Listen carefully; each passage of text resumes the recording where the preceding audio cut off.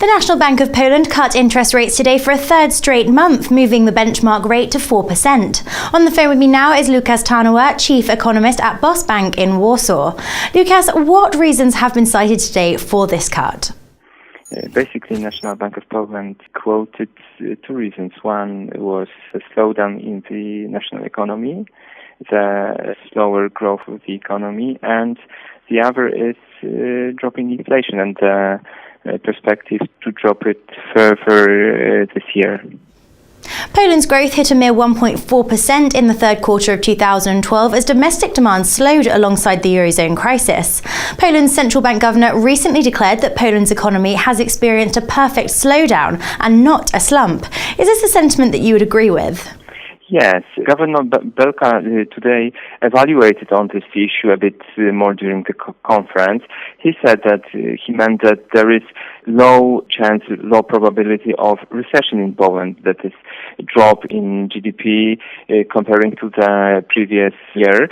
So I think we are about to experience the lower point in the cycles during fourth quarter of the last year, probably during the first quarter of this year, and then we will gradually accelerate. It won't be big move forward, but in my opinion, we have relatively significant chance to avoid recessionary territory. I hope that supporting for the Polish growth will be the gradual improvement in the foreign conditions, in global conditions as far as China, Germany, and United States is concerned, although we are all aware of Eurozone difficulties and slow or even recessionary scenario then. But we don't think that recession will deepen in the Eurozone in the forthcoming quarters. And we think that there will not be a drastic adjustment in the labor market in Poland. And also we think that, we hope and predict that lowering inflation due to the raw materials drop on the global markets and some regulatory decisions like lower gas prices for the households will improve the real income of the households. That's why the consumption this year will gradually recover after significant slowdown at the end of the 2012. Central bank policymaker Mr. Hausner recently warned against the National Bank of Poland allowing inflation to slow below 1.5%. With monetary policy currently considered to remain conventional, what measures are open to the central bank to address these inflation concerns?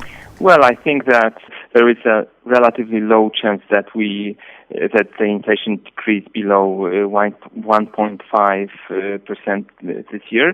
Obviously, it could be a couple of months that inflation will be close to that number, but it shouldn't be permanent and it shouldn't last long.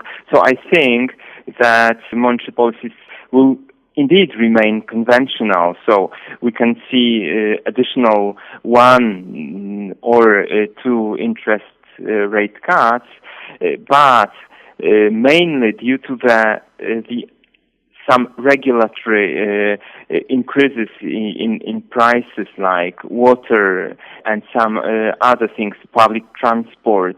The inflation will stabilize around 2% at mid-year and will be around this level at the end of 2013 with its tendency to increase at the beginning of 2014. So I think eventually we will end up with inflation around target of National Bank of Poland in 2014, at the beginning of 2014. And lastly, Lukasz, the Polish zloty gained 9% in 2012, the second best performance among major emerging market currencies.